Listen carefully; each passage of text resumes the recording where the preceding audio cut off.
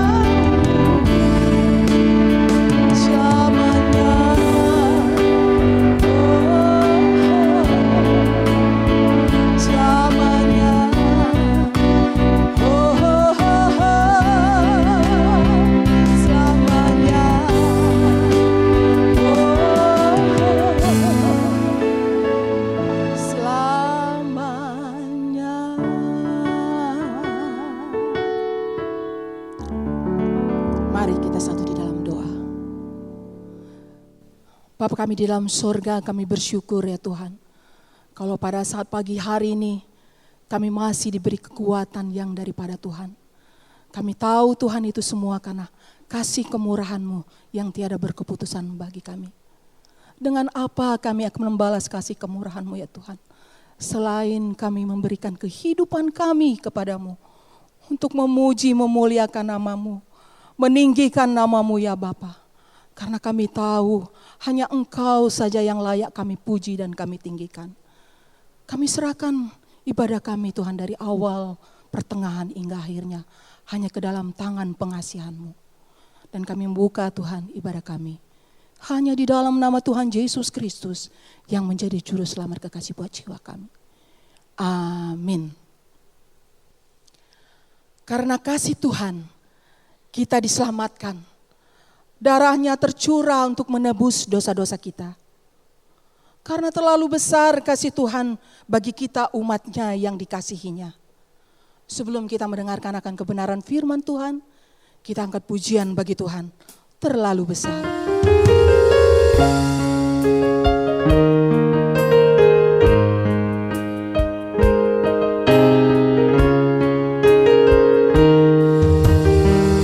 Telah kulihat bukti kasih-Mu, Kau menderita gantikanku. Dengan darah-Mu Kau selamatkanku. Kini ku hidup menyenangkan-Mu. Telah kulihat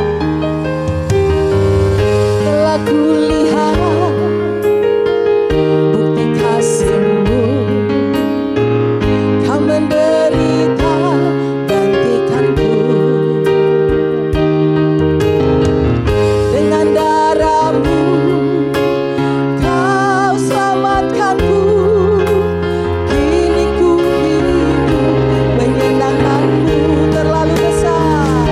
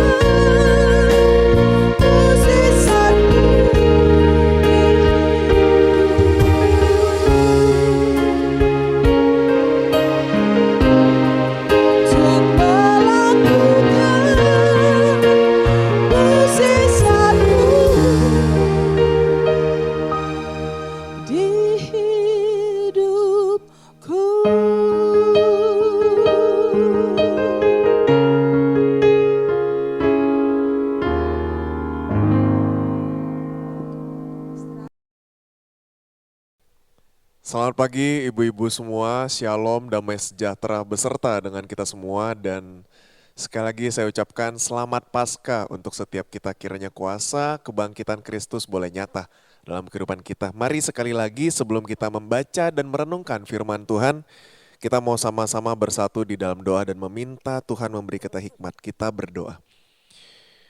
Bapa kami yang bertata di sorga, kami bersyukur untuk persekutuan terbatas kami secara fisik, tapi kami percaya roh kami satu Tuhan. Dan Tuhan sertai setiap kami, berikan kami hikmat, pengertian hati yang mau dibentuk. Dan biarlah firman hari ini boleh menyentuh setiap kami dan kami boleh mengerti dan merenungkan, mengaplikasikannya dalam kehidupan kami ini. Doa permohonan kami di dalam nama Yesus. Kami berdoa dan mengucap syukur. Amin. Mari bersama firman hari ini terambil dari Lukas pasal yang ke-7 ayat 36 sampai 50. Lukas pasal yang ke-7 ayat 36 sampai 50. Saya tidak akan membacakan semua, saya akan membacakan ayat-ayat tertentu saja. LAI memberi judul Yesus diurapi oleh perempuan berdosa. Seorang Farisi mengundang Yesus untuk datang makan di rumahnya. Yesus datang ke rumah orang Farisi itu lalu duduk makan. Di kota itu ada seorang perempuan yang terkenal sebagai seorang berdosa. Ketika perempuan itu mendengar bahwa Yesus sedang makan di rumah orang Farisi itu, datanglah ia membawa sebuah buli-buli pualam berisi minyak wangi. Sambil menangis ia berdiri di belakang Yesus dekat kakinya, lalu membasahi kakinya dengan air matanya dan menyekanya dengan rambutnya, kemudian ia mencium kakinya dan meminyakinya dengan minyak wangi itu. Ayat 41. Ada dua orang yang berhutang kepada seorang pelepas uang, yang seorang berhutang 500 dinar, yang lain 50. Karena mereka tidak sanggup membayar, maka ia menghapus hutang kedua orang itu. Siapakah di antara mereka yang akan lebih mengasihi dia? Jawab Simon. Aku kira dia yang paling banyak dihapuskan hutangnya, kata Yesus kepadanya. Betul pendapatmu itu. Dan sambil berpaling kepada perempuan itu, ia berkata kepada Simon, engkau lihat perempuan ini? Aku masuk ke rumahmu namun engkau tidak memberikan aku air untuk membasuh kakiku. Tetapi dia membasahi kakiku dengan air mata dan menyekanya dengan rambutnya. Engkau tidak mencium aku, tetapi sejak aku masuk, ia tiada henti-hentinya mencium kakiku. Engkau tidak meminyaki kepalaku dengan minyak, tetapi dia meminyaki kakiku dengan minyak wangi. Sebab itu aku berkata kepadamu, dosanya yang banyak itu telah diampuni, sebab ia telah banyak berbuat kasih. Tetapi orang yang sedikit diampuni, sedikit juga ia berbuat kasih. Lalu ia berkata kepada perempuan itu, dosamu telah diampuni. Dan mereka yang duduk makan bersama dengan dia berpikir dalam hati mereka, siapakah dia ini sehingga ia dapat mengampuni dosa? Tetapi Yesus berkata kepada perempuan ini, imanmu telah menyelamatkan engkau, pergilah dengan selamat. Ibu-ibu, satu cerita keluarga Pak Badu dan Bu Ida. Pak Badu ini adalah seorang suami, juga sekaligus seorang ayah dari 3 orang anak yang masih kecil-kecil, 1 bayi dan 2 masih kecil tapi sudah sekolah. Sudah 1 tahun sejak COVID-19 dia harus bekerja dari rumah. Ibu Ida, istri Pak Badu, suatu hari yang adalah seorang ibu rumah tangga, satu kali dia harus pulang ke kampung halaman karena ada urusan tertentu selama 2 hari. Nah, sebelum berangkat, Ibu Ida ini dengan wajah penuh kekhawatiran dia berkata kepada Pak Badu sebelum berpisah 2 hari lamanya ya. Ibu Ida berkata begini, Pak, titip rumah dan anak-anak ya. Kemudian Pak Badu dengan wajah yang percaya diri mencoba menenangkan istrinya. Beliau berkata, siap mah, serahkan saja pada Papa, semuanya akan beres. Singkat cerita pada hari itu setelah sekian lama, hari pertama tanpa Ibu Ida di rumah, Pak Badu harus bangun pagi-pagi betul karena salah satu anaknya yang masih bayi menangis dengan kencang. Kemudian sebelum mulai bekerja, Pak Badu pun harus menyiapkan sarapan untuk kedua anaknya yang harus bersekolah. Kemudian Pak Badu juga mencuci baju, memandikan anak, membersihkan rumah, memakaikan bedak, menggantikan popok, dan banyak lagi hal-hal rumah tangga yang harus dikerjakan oleh Pak Badu. Yang 2 hari ke depan dia adalah seorang ayah yang bekerja dan juga seorang ayah rumah tangga. Baru mau mulai menghidupkan laptop, bahkan beliau melihat makanan berserakan oleh si kecil dan kemudian harus membereskannya. Sambil bekerja, Pak Badu harus mengasuh bayi yang kecil dan di sela-sela istirahat dia harus membereskan rumah.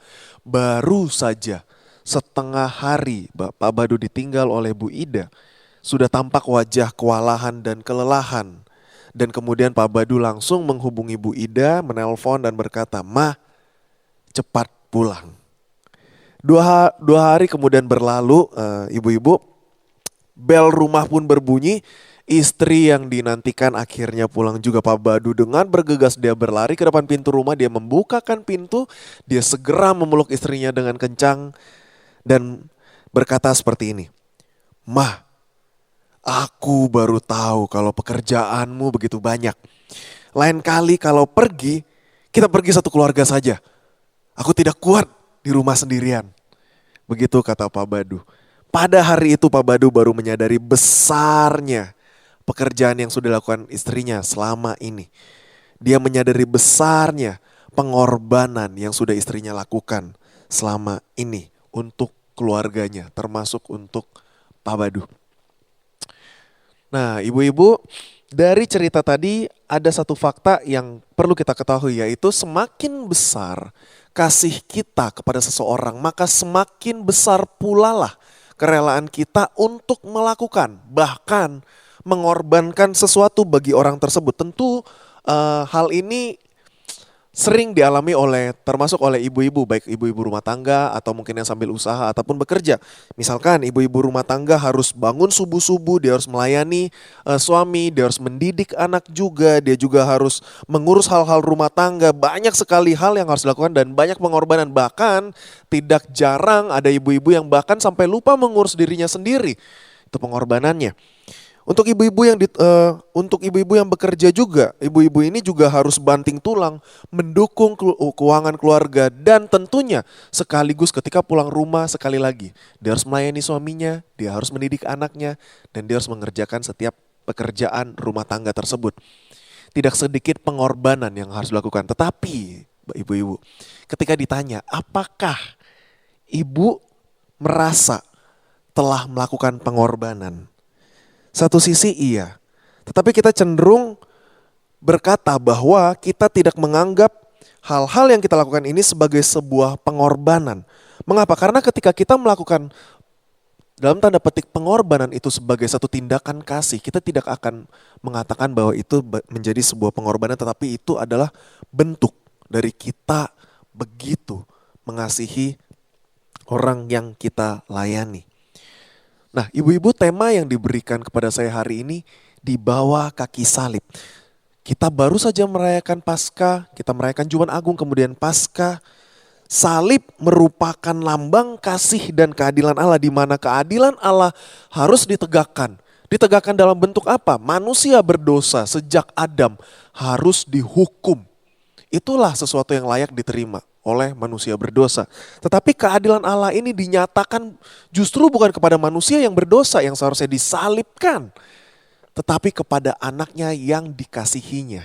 Karena dia Allah mengasihi kita manusia. Itulah salib.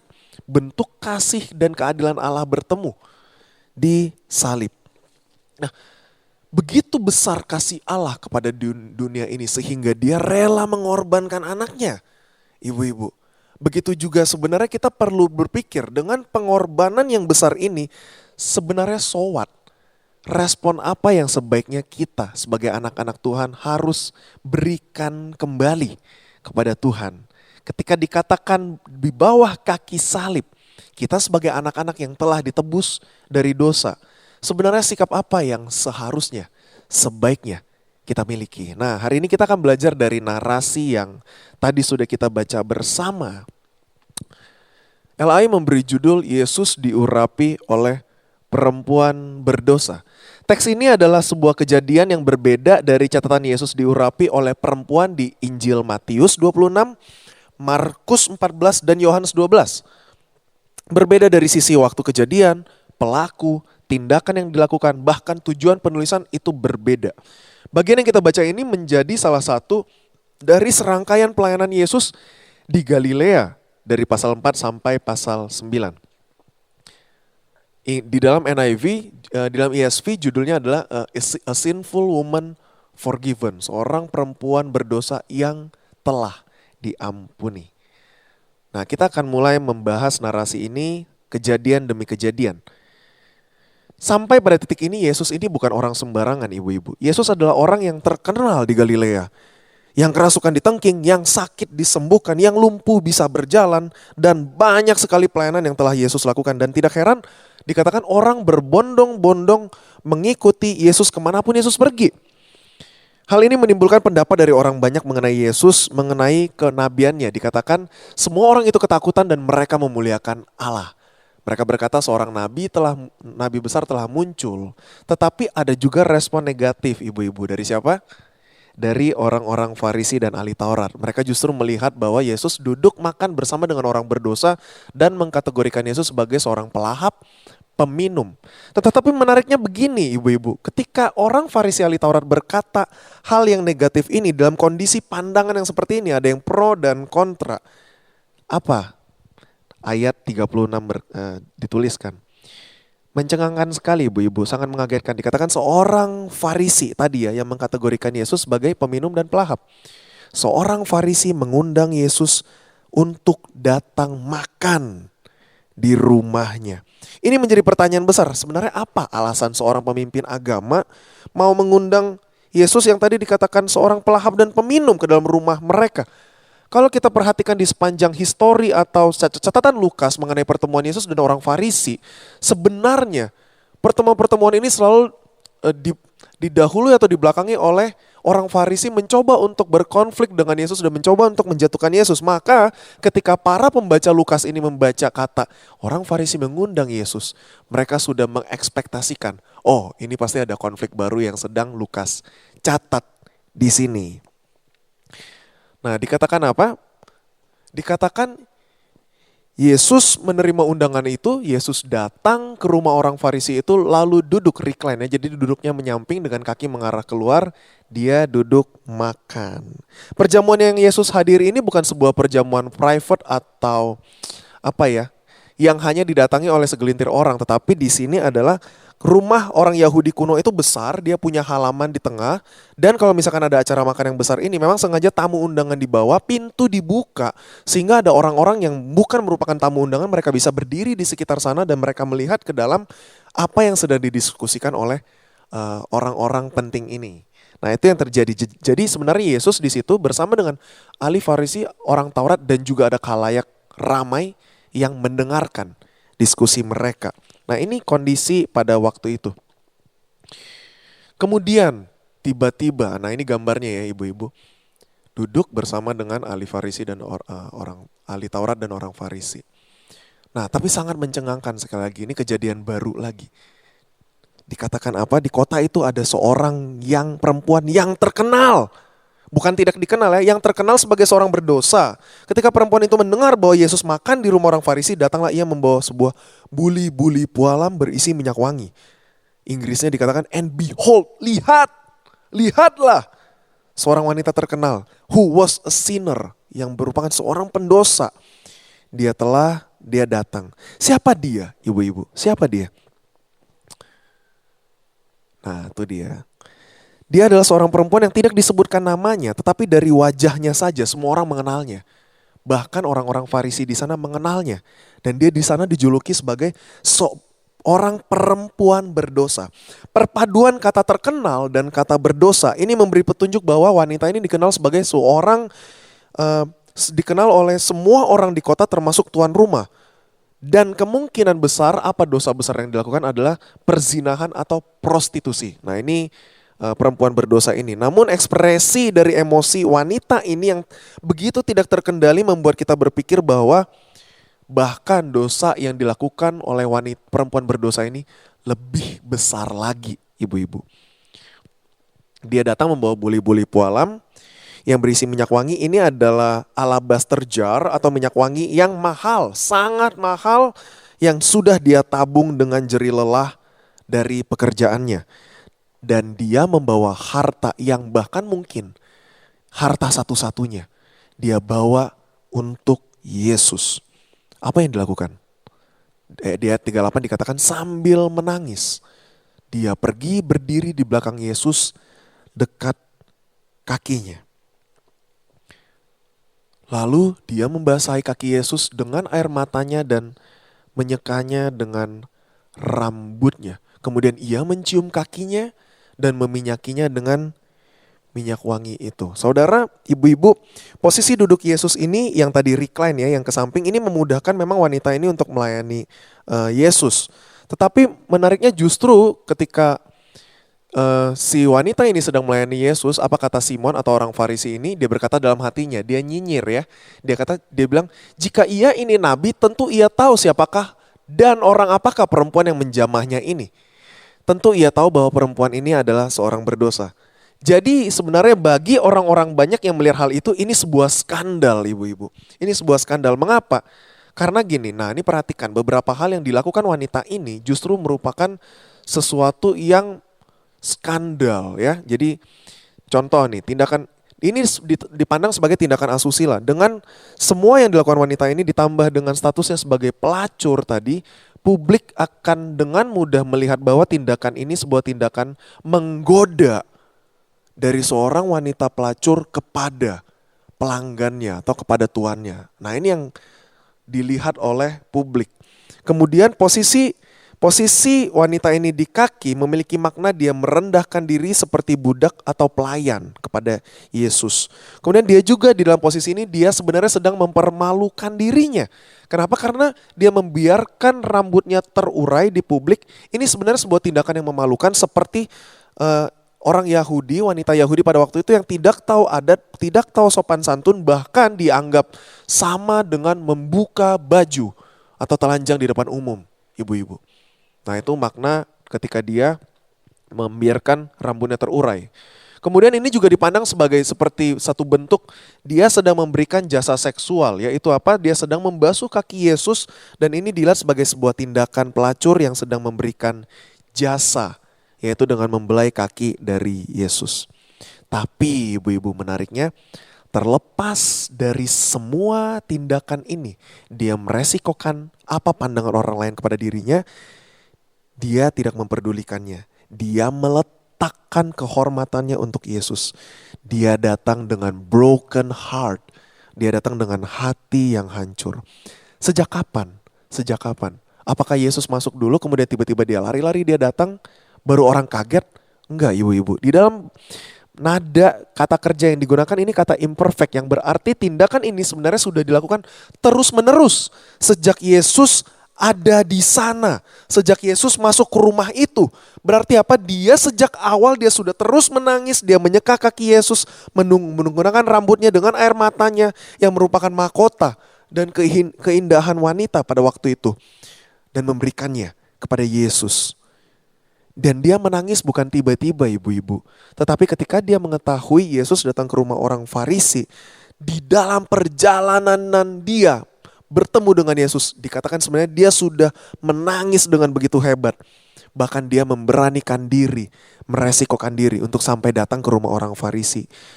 Tidak peduli akan hal itu, dia tetap datang ke kaki Yesus dan melayani Yesus dengan harta, kehormatan yang dia punya. Kemudian apa jawab Yesus? Apa jawab Yesus ibu-ibu? Yesus memberikan perumpamaan tentang ada dua orang yang berhutang kepada satu tuan. Yang satu berhutang 500 dinar, yang satu berhutang 50 dinar. Kesimpulannya, saya langsung simpulkan saja. Keduanya tidak sanggup bayar. Keduanya juga dihapuskan hutangnya. Which of them will love him more? Nah ini pertanyaan Yesus. Siapakah di antara mereka yang akan lebih mengasihi dia? Sebenarnya pertanyaan ini mudah dijawab, bahkan ibu-ibu langsung bisa menjawabnya. Tentu dia yang berhutang lebih besar. Dia yang berhutang 500 dinar bukan? Nah maka juga Yesus juga mengatakan langsung Yesus dan sambil berpaling kepada perempuan itu Yesus berkata kepada Simon, engkau lihat perempuan ini, aku masuk ke rumahmu tapi engkau tidak memberikan aku air bahkan untuk membasuh kakiku saja tidak. Tetapi dia membasahi kakiku dengan air matanya dan menyekanya dengan rambutnya. Engkau Simon tidak mencium aku, Tetapi sejak dia masuk, dia tidak henti-hentinya mencium kakiku. Engkau tidak meminyaki kepalaku dengan minyak, tetapi dia meminyaki kakiku dengan minyak wangi yang sangat-sangat mahal. Zaman itu orang Yahudi punya sistem keramah tamahan, ibu-ibu. Jadi sebenarnya seorang tuan rumah itu harus memerintahkan setidak-tidaknya pelayan rumahnya untuk membasuh kaki tamu-tamu ketika masuk, atau setidaknya menyediakan air supaya tamunya bisa membasuh kakinya sendiri. Tetapi Simon sampai pada titik itu, bahkan dia membiarkan kaki Yesus kotor. Dia tidak melayani Yesus. Berbeda sekali dengan perempuan berdosa ini yang berinisiatif, dia langsung memberikan pelayanan yang paling dasar yang dapat dilakukannya untuk Yesus. Dia nggak bawa air. Dia nggak bawa air. Tapi karena dari tadi dia sudah menangis dan dia sangat terharu di dalam brokenness-nya, dia menggunakan air matanya untuk membasuh kaki Yesus dan menyekanya dengan rambutnya. Simon tidak mencium tamunya. Seorang murid biasanya akan mencium tangan atau pipi dari gurunya sebagai tindakan salam. Tetapi sejak Yesus masuk, perempuan ini tidak henti-hentinya mencium kaki Yesus. Simon tidak memberikan minyak zaitun yang seharusnya diberikan di rambut Yesus untuk memberikan wewangian. Tetapi perempuan ini meminyaki kaki Yesus dengan minyak yang sangat mahal, atau mungkin bahkan ini harta satu-satu yang dimilikinya. Jadi kesimpulannya adalah begini, ibu-ibu. Simon sebagai tuan rumah gagal memberikan kepada Yesus fasilitas dasar dari keramahan ini. Mengapa? Jawabannya ada di ayat 47. Sebab itu aku berkata kepadamu, dosanya yang banyak, perempuan, telah diampuni. Sebab itu, sebenarnya for this reason, karena itu, di dalam terjemahan yang lebih baik, ia telah banyak berbuat kasih. Jadi sederhananya, dosanya yang banyak diampuni, dia menyadari dosanya yang banyak itu diampuni, maka banyak juga kasih yang dia berikan kepada Yesus. Seseorang yang diampuni lebih banyak akan lebih banyak juga menunjukkan kasih kepada orang yang mengampuninya. Seperti tadi, yang berhutang 500 dinar, dihapuskan hutangnya, dia akan lebih banyak menunjukkan kasih kepada yang mengampuni hutangnya dibanding dengan yang 50 dinar. Di sini kita mendapatkan jawaban sebenarnya dari apa alasan wanita ini begitu rela dia merendahkan diri, dia merendahkan hati di bawah kaki Yesus, memberikan Yesus pelayanan yang tidak diberikan oleh kewajiban tuan rumah itu. Mengapa? Karena perempuan ini sudah terlebih dahulu dia merasakan anugerah pengampunan dari Yesus yang begitu besar bagi dia. Sehingga apa yang dilakukannya merupakan sebuah respon dari ucapan syukur yang begitu berlimpah kepada Yesus.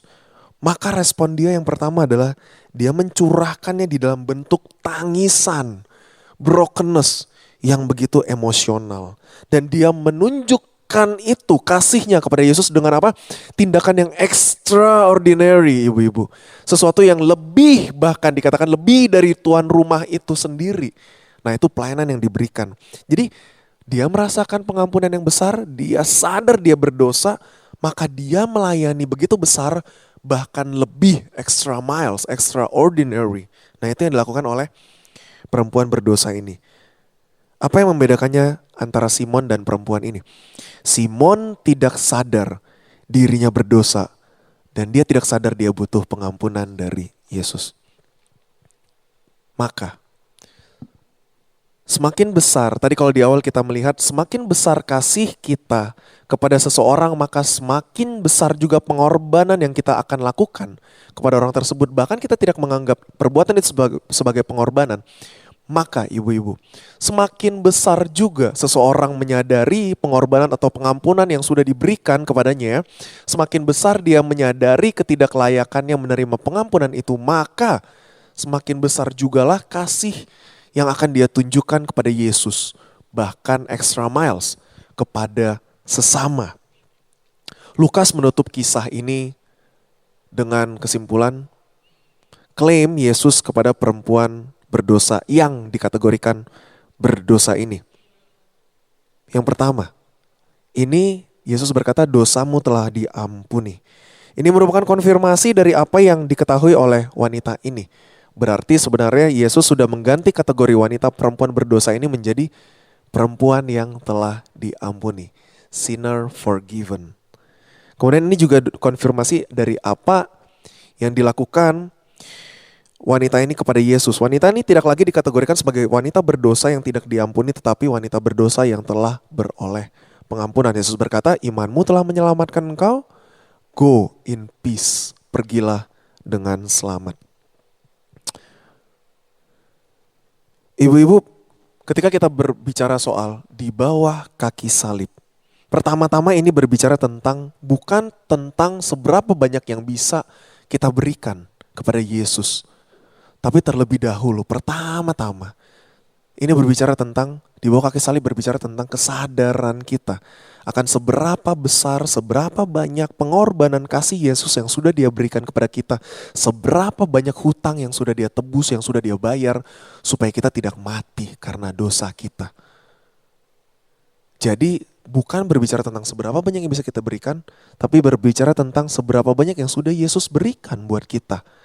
Yang pada akhirnya nanti kita balas dengan apa yang bisa kita berikan kepada Yesus. Nah, menarik sekali di sini saat kita menyadari hal ini, maka kita perlu memiliki dua sikap, ibu-ibu, implikasi pada hari ini yang kita pelajari juga dari perempuan berdosa ini dan apa yang Yesus lakukan kepada dia.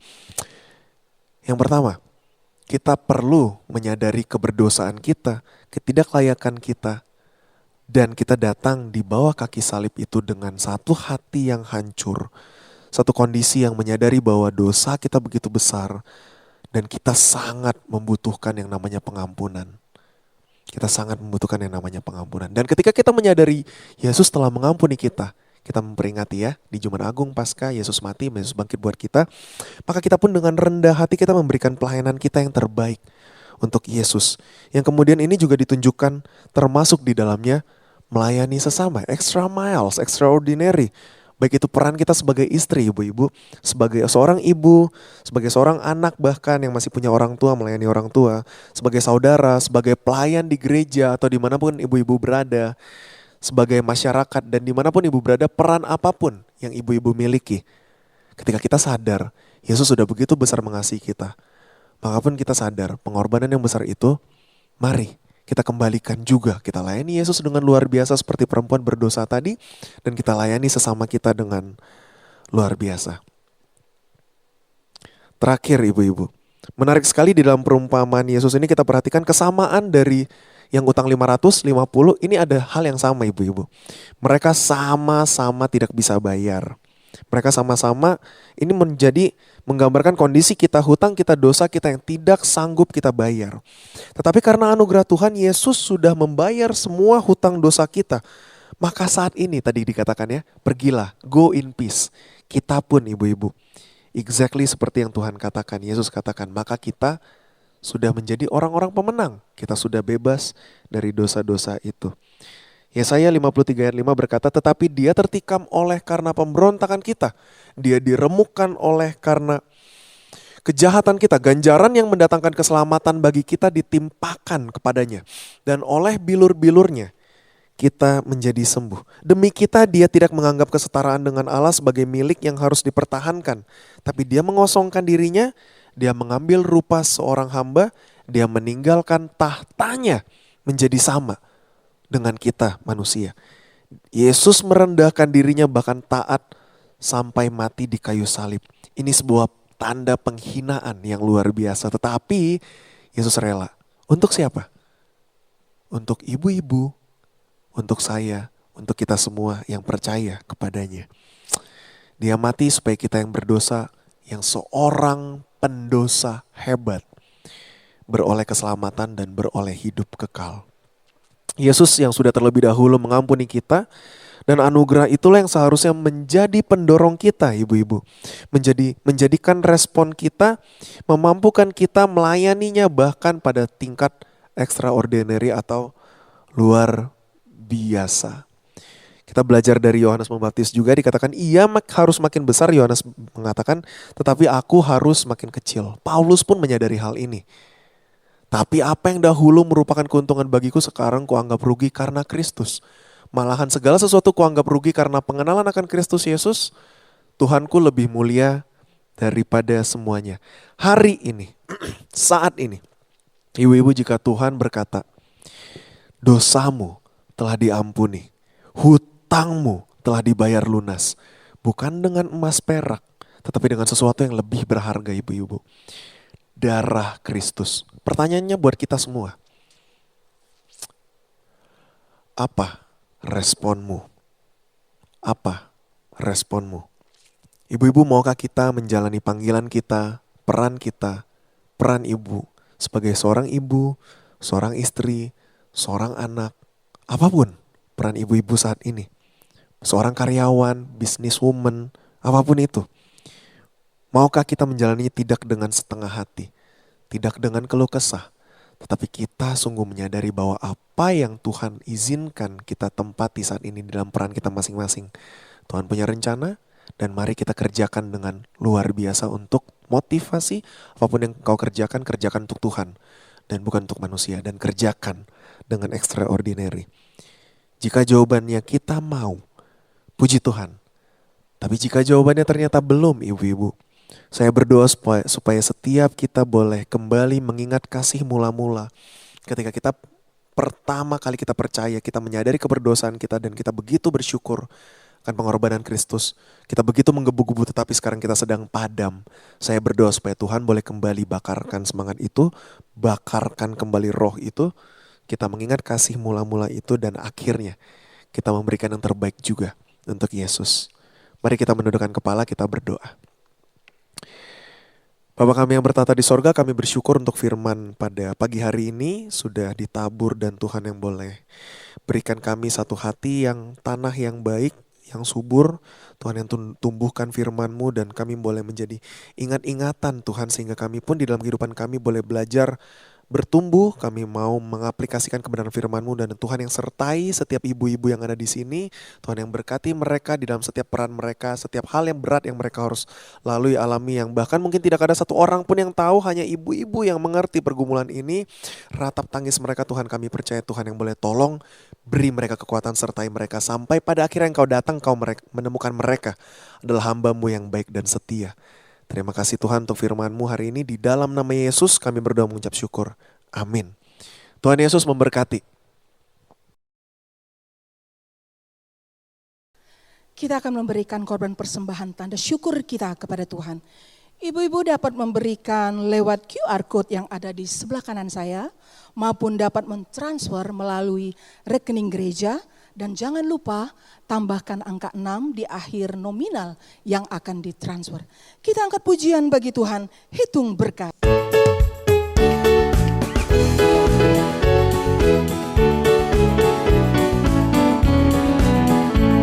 Bila gelombang kehidupan menimpa, hati jadi takut dan putus asa.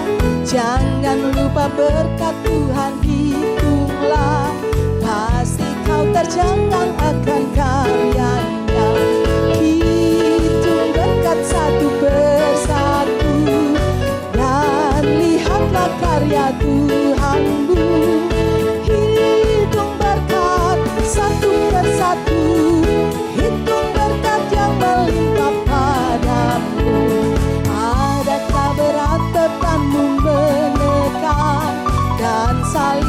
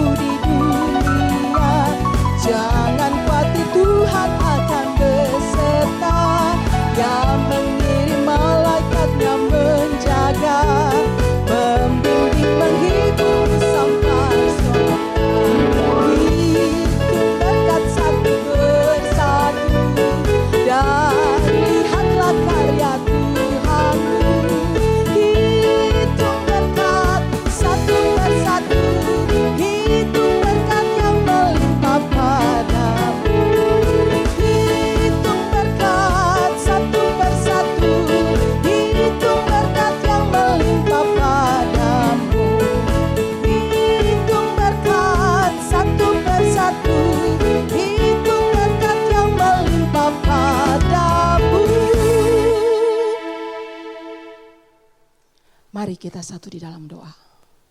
Tak putus-putusnya kami mengucap syukur atas kebaikan-Mu ya Tuhan. Di mana kami masih diberdengarkan akan kebenaran firman-Mu yang menguatkan iman percaya kami. Biarlah firman-Mu itu Tuhan memimpin langkah hidup kami agar kami tidak jauh daripada Engkau. Kami telah memberikan korban persembahan tanda syukur kami Tuhan. Mari Kau sucikan persembahan kami ini Tuhan. Biarlah persembahan ini boleh dipakai guna hormat kemuliaan nama-Mu dan dapat memperlebar kerajaan-Mu. Terima kasih ya Bapa. Kami serahkan doa ini seutuhnya hanya di dalam nama Tuhan Yesus Kristus. Amin. Shalom ibu-ibu yang terkasih di dalam Tuhan Yesus. Selamat Paskah untuk kita semua. Bersyukur untuk Kristus yang bukan cuma mati, tetapi pada hari yang ketiga dia bangkit. Menjamin kemenangan untuk kita semua. Ibu-ibu yang terkasih di dalam Tuhan, kita mengucap syukur untuk hari ini. Persekutuan yang spesial di mana ada praise and worship di dalam persekutuan kita hari ini. Dan mengucap syukur juga untuk firman Tuhan yang sudah ditaburkan. Kiranya Tuhan juga memberkati Loso Wendy yang sudah menyampaikan firman Tuhan. Sebelumnya saya akan memberikan satu pengumuman. Minggu depan kita akan tetap ada streaming seperti biasa. Loso Mevang akan menyampaikan firman Tuhan untuk kita semua. Mari sama-sama sebelum kita mengakhiri persekutuan Komisi Wanita hari ini, saya undang kita semua berdiri dan kita akan sama-sama menyanyikan pujian Bapa terima kasih.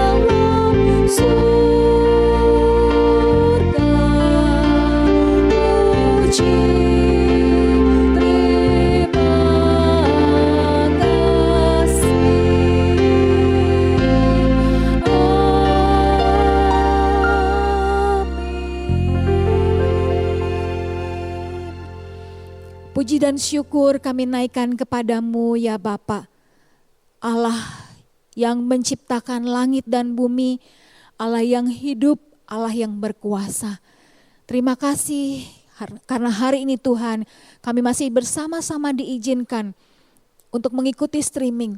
Walaupun Tuhan di dalam jarak kami tidak bisa bertemu satu dengan yang lain, tetapi kami mengucap syukur karena kami boleh merasakan ada satu semangat persekutuan di tengah-tengah kami. Kerinduan untuk beribadah. Kerinduan untuk meninggikan Tuhan. Bapa di dalam surga, kami mengucap syukur untuk Kristus yang mati dan bangkit untuk kami. Bahkan Tuhan, hari ini Tuhan kami mengucap syukur. Karena Engkau bukan cuma mati bangkit, tetapi Engkau juga naik ke surga dan menyediakan tempat untuk kami. Bapa di dalam surga, terima kasih untuk kasih setiamu, untuk pengorbananmu, untuk apapun yang Kau sudah lakukan di dalam hidup kami. Bapa, pimpinlah kami di dalam minggu-minggu yang akan kami lalui. Biarlah penyertaan dan berkat-Mu terus menyertai hidup kami. Jadikan kami Tuhan, anak-anak-Mu yang hidup selalu menyenangkan Engkau. Terima kasih Bapa dalam surga. Kami mau berdoa kiranya Tuhan Engkau memberkati setiap ibu-ibu yang sudah mendengarkan firman Tuhan, yang sudah memuji Tuhan. Biarlah berkat Tuhan boleh terus ada dan mengalir di dalam hidup kami semua. Dalam nama Tuhan Yesus kami berdoa, kami bersyukur. Amin. Tuhan Yesus memberkati kita semua.